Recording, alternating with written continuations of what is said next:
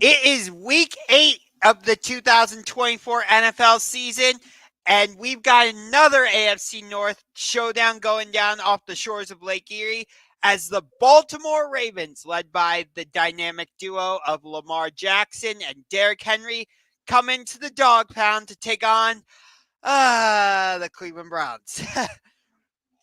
Of course, your Ravens. Oh, where are my manners? I'm sorry. We got one of the biggest Ravens fans I know and one of the best YouTubers I know, Ingraven Vids. Again, as always, welcome into the show, my friend. No, I appreciate you having me on, Unger. Thank you. Yeah, I always like talking Browns Ravens with you, my friend. So the the pleasure's all mine. But yeah, I saw on Instagram you were at the Monday night game this past week down in Tampa between the Ravens and the Buccaneers. So you got to see Lamar's 5 touchdown performance in person. No, I wish I was there. I wasn't Oh, there, but yeah, I know a lot of people that went to that game, and it looked like a lot of fun. But I enjoyed it right here, from home. But it was nice that to see another Jackson 5. That was cool to see because it's been a little while since we had one of those. I think we got one at the end of last year in the Dolphins game. But yeah, Lamar Jackson, he's special. He's super special, and he's on the tear right now. yeah. Him and Todd Monken have figured it out over there. Hmm. Um, I think it took you guys a little bit, but Yeah. yeah, you know how to. I think you figured out how to use that Derrick Henry guy. Just a Mhm. thought, maybe. Yeah, and you know what's crazy? Going into the season, I uh, I wasn't sure how he was gonna fit in with the Ravens offense. I thought there was some better fits out there as far as running backs go. Like I feel like a Saquon Barkley would have fit in a lot better than a Derrick Henry. I feel like maybe like an Alvin Kamara running back like that would have fit in a lot more than a Derrick Henry. And I thought Derrick Henry would have success with the Ravens, but and when they signed him, I knew he was gonna be good, but I know he was gonna be like this great and impactful for the Ravens because what's crazy is before the season started, you know how people do their season predictions and stuff. How many yards do you think this guy's gonna get? How many touchdowns? I said Right. that I thought that Derrick Henry would get like 17 touchdowns, but that his yards would be maybe like a little under 1,000 yards or maybe right at 1,000 yards. But he's through 7 games, he's already at like 800 something yards, and I'm like, whoa, that's crazy. But I just what I figured was gonna happen from Derrick Henry is that this was going to be the very first time that it wasn't all about him on offense. It's because he still got Zay Flowers, obviously Lamar Jackson, but Zay Flowers, Rashad Bateman, Mark Andrews, Isaiah Likely. And so you got all these different guys. So Derrick Henry was going to be a contributor, but I thought there was going to be a lot that was alleviated off of him because it was more put on other guys too. But while he has had a lot alleviated off of him, he's still been a big part of Baltimore Ravens offense, and he's made them just that much more dynamic and that much more diverse. And they actually tried to make this happen last year because Ravens tried to trade for him last year, right at the trade deadline. But the Titans, they shut it down at the last second. They had everything in place, the agreement in place, but the Titans, they changed their mind at the last second. So it didn't end up getting to happen. But it's been nice that they made it happen this year. Yeah. It's gonna be fun seeing him in person this Sunday because I will be at the Oh, you're going? game. Oh. Yeah. Um. Trust me, I'm predicting Lamar to just go nuts against our defense because he usually does when we play you guys. Mhm. Um. I don't know what it is, but Lamar, I don't know what, like I said, I don't know what it is, but when he sees our defense, he's just like, yep, I'm going to go off today. Mhm. And I don't expect it to be any different this Sunday because, unlike you guys, we have lost 5 in a row. Mm. We Kevin Stefanski has given up play calling. So Ken Oh, Dorsey's can't go. now our play caller. We Hmm. lost Deshaun Watson for the season. And Jameis Winston is going to be our starter. Right. I don't know. Like, I feel like I should be excited about this game because, Hmm. in my opinion, the Ravens are our biggest rival. But it's like, how am I supposed to be excited about this game when Baltimore is rolling? You just put up 41 points last week in Tampa. Hmm. Um, You guys have won 5 straight. We haven't scored 20 points yet in a game this season. We've lost 5 straight. I'm like, what am I supposed to be looking forward to in this game on Sunday? I genuinely don't know. Well, I think because one of the most dangerous types of teams to play is a team that has nothing to lose. And you think about the Browns situation right now. What are the Browns are 1-6, right? Yes. So them being 1-6, like I'm sure most people are looking at it like, all right, this season is over, and it could very much be over. It's not technically over yet, but with you lose your starting quarterback, even though he hadn't been playing good with Deshaun Watson, it's still not technically over. Obviously, it would take a lot more than a lot for the Browns to overcome it, but it's like a fresh start for the Browns because of what you mentioned earlier. You talked about how Kevin Stefanski, he's not going to be calling the plays anymore. What's going on, Trust Ravens? Now is what's happening, man. With Kevin Stefanski, he's not calling the plays anymore. Ken Dorsey, he's going to be calling the plays now. So that's a fresh start right there because with Ravens and their defensive coordinator, Zach Orr, everything that he has on film for this season is from Kevin Stefanski calling the plays. It's from Deshaun Watson being the quarterback.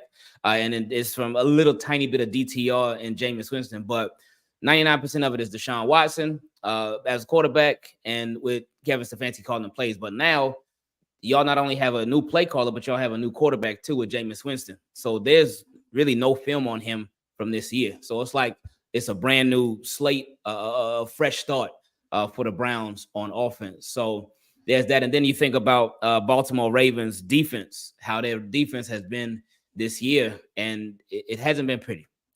They've had some nice moments, but they've given up a lot, like a whole lot. Thank goodness that the offense is doing as good as it is, because had it not been for the offense just being as dominant as they've been, then we're looking at this season a lot different ourselves.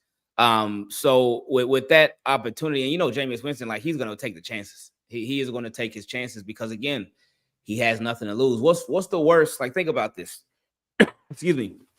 What's the worst that could happen if Jameis Winston has a bad game on Sunday? What does he get benched? He's already the backup quarterback.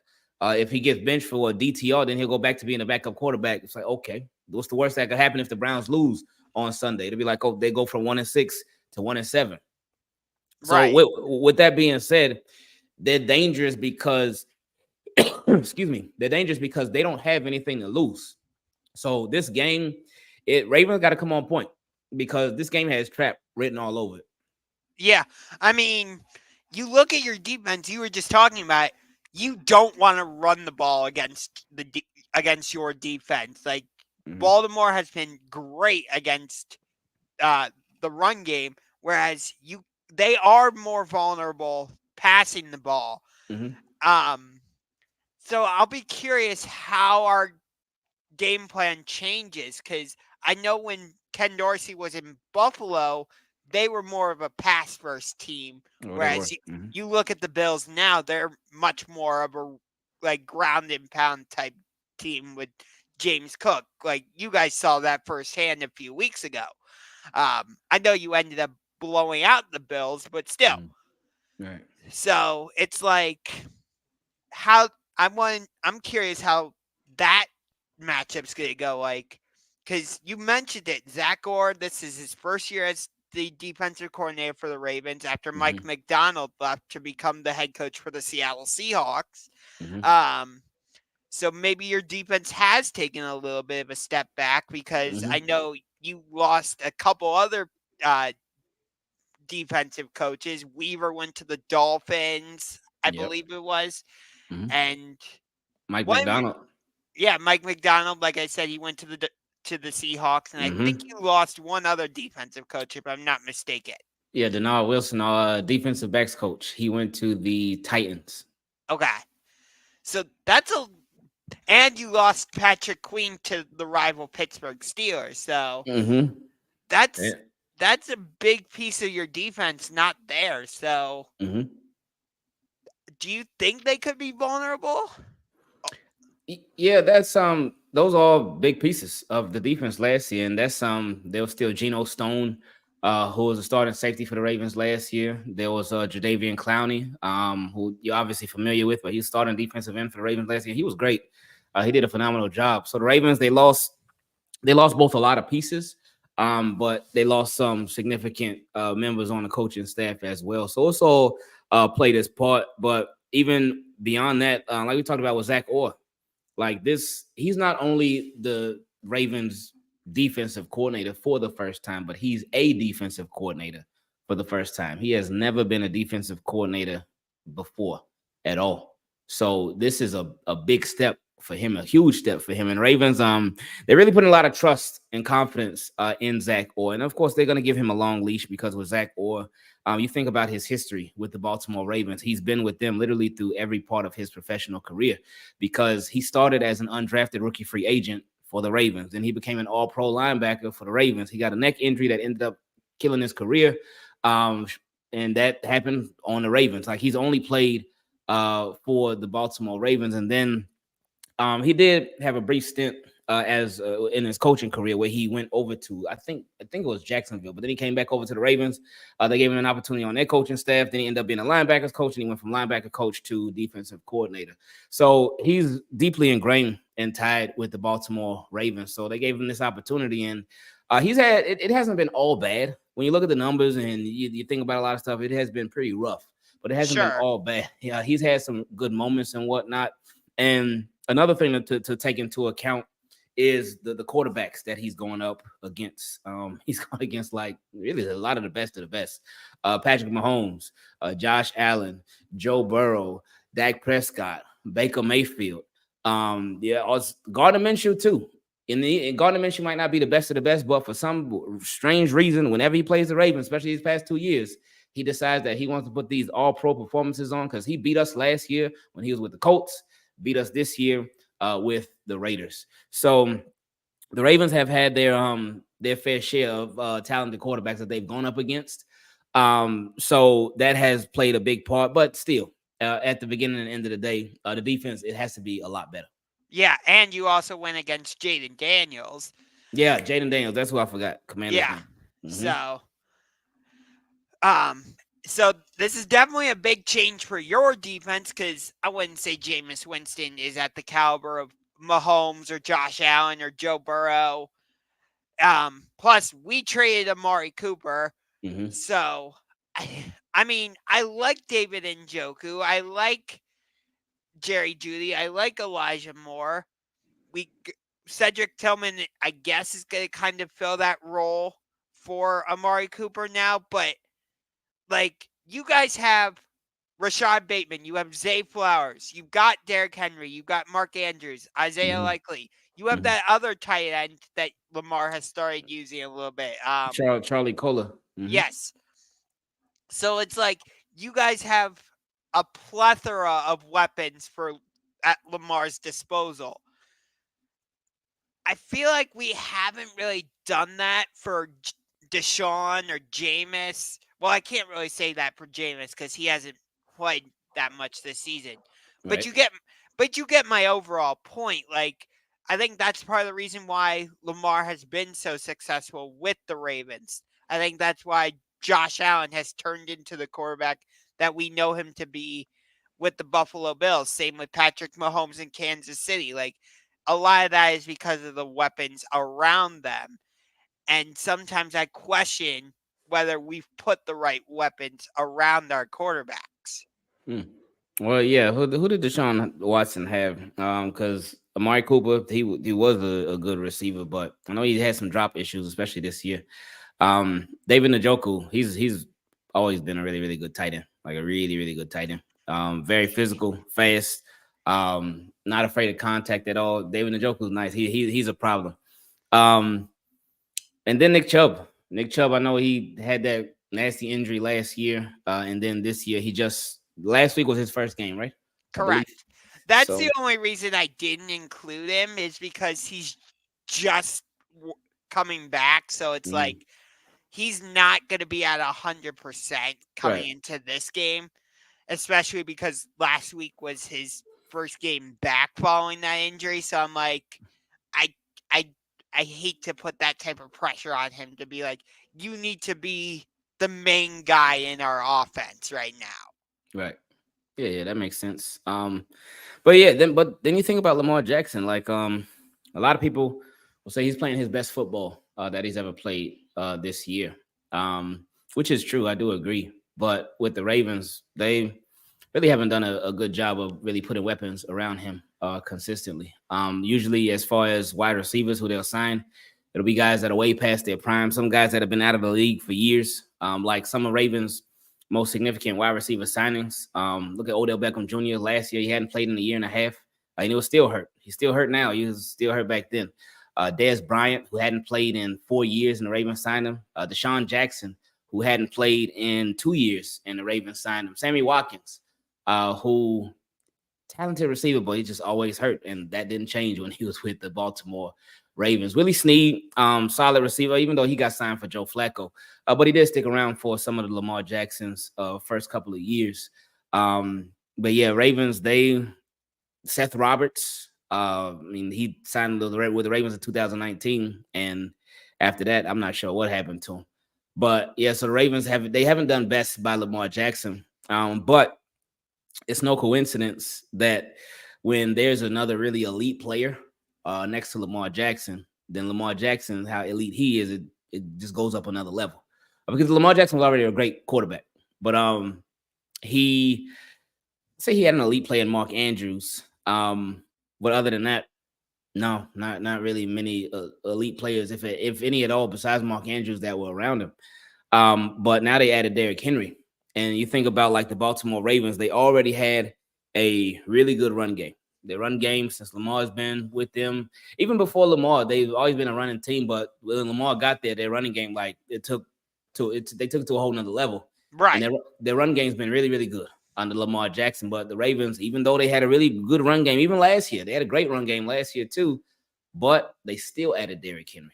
So with them adding him, that just made them that much stronger. And Derrick Henry showed like the difference between, all right, your run game's good versus your run game being great, and having a running back like Derrick Henry back there who can really be a closer. And with Lamar Jackson, so many times you hear about Lamar Jackson having to be Superman, having to do so much to save the team. And he still has to do that, but he doesn't have to do it nearly as much as he used to, because now you have another player that can be a Superman as well with Derrick Henry. Right. And the big thing with bringing Derrick Henry in now is defenses have to essentially pick your poison where, okay, you want to take away Lamar Jackson, guess what? You're getting Derrick Henry shoved down your throat maybe 25 to 30 times in a game. Okay, you want to try and take Derrick Henry away, guess what? Lamar Jackson's coming right at you. So, in my opinion, that was the biggest reason the Ravens signed him, was because they didn't want Lamar Jackson to be like the main focal point of the defense, if you will. Well, yeah, it's really, I think it was more so to alleviate Lamar being the main focal point of defenses, because now you got to really, you got to account for Derrick Henry. You really got to account for Derrick Henry. With Lamar Jackson, I mean, you always got to account for Lamar Jackson. He's a quarterback, but with him, just about every year, I think maybe except for one, Lamar Jackson's been a leading rusher for the Baltimore Ravens too. And while that's great because he does so much for the team, but it's nice to have somebody else have that title, and an actual running back to have that title, to just keep Lamar as fresh as possible. Of course, he's still going to get his runs in because that's part of his game, and you don't want to take that away. But just, again, so somebody else can be Superman, somebody else can be special in the run game too. It doesn't just have to be Lamar. Yeah, and the cool thing with the Ravens run game is, like, Derrick Henry's that thunder, but then you can bring in lightning in Justice Hill. I think that's his name, right? Yeah, that's him. Justice Hill. He's more of your receiving back, right? But Lamar will hand the ball off to him, and Justice Hill, if you let him get out in the open field, good luck catching him, because he'll just break off a run that was designed to go, 5 yards and turn it into a 20-yard gain. Yeah, he is one of those guys too. He's sneaky good And he, over these past 2 years, last year and this year, he's been getting a lot more opportunity, especially due to a lot of different injuries to people. But he's been filling in quite well. He's been doing a really, really good job. He just got a contract extension this year. So this will be his third contract with the Baltimore Ravens. So they really like him. They really value him. He can do a lot of different things for the Baltimore Ravens. He is, like you mentioned, a pass catcher. He's good at pass blocking. He can run. He plays special teams too. He's on kick return. He does so much for the Ravens. He can cover them in so many different areas. But then on top of that, they Ravens just designated Keaton Mitchell, the other running back from last year, who was super explosive. They designated him to return from injury reserve. So over these next 3 weeks, he'll be back as well. So that'll be really, really nice to have, because Derrick Henry and Justice Hill, they've been holding it down, which is great. But to be able to add Keaton Mitchell to that after what he did last year, that'll make the Ravens that much stronger. Yeah. I mean, you're already sitting atop the AFC North, which I don't see you like maintaining your grip on this division. I got you guys winning this division. I actually have you beating Detroit in the Super Bowl down in New Orleans because there's just something about the Super Bowl being in New Orleans, and I'm like, yeah, I remember the last time the Super Bowl was in New Orleans. Who won that? I think it goes back to that. So, I know the Ravens were favored by 9 coming into this game. Mm-hmm. I got you guys winning by a lot more than that. I got Baltimore 31-10 in this game because given the way your offense is just rolling right now, as much as I'd like to say, yeah, our defense can slow you down with Greg Newsome and Denzel Ward and Jeremiah Wusu-Korma, no. Lamar Jackson, like I said, he usually has a field day when he plays against us. Now you got Derrick Henry. Rashad Bateman is rolling. Zay Flowers is playing well. I'm just like, no, this looks like we're headed for a buzzsaw. Well, we'll see. I think it's going to be 24-17 Ravens. I just think with the not new offensive coordinator, but the new play caller, with them giving it to offensive coordinator Ken Dorsey and Jameis Winston, just again playing with nothing to lose. I think that's going to make this a dangerously close game. But I think the Ravens end up taking it, but I think it's a lot closer than expected. Okay. You got anything else, or are you good? No, that's good. I appreciate you having me on, man. Yep. So we both got the Ravens, and we'll see what happens. So yeah, for sure. I'll make sure to pop into your stream during the game on Sunday. You know it. So always appreciate having you on, my friend. Oh yeah, enjoy the game. Thanks.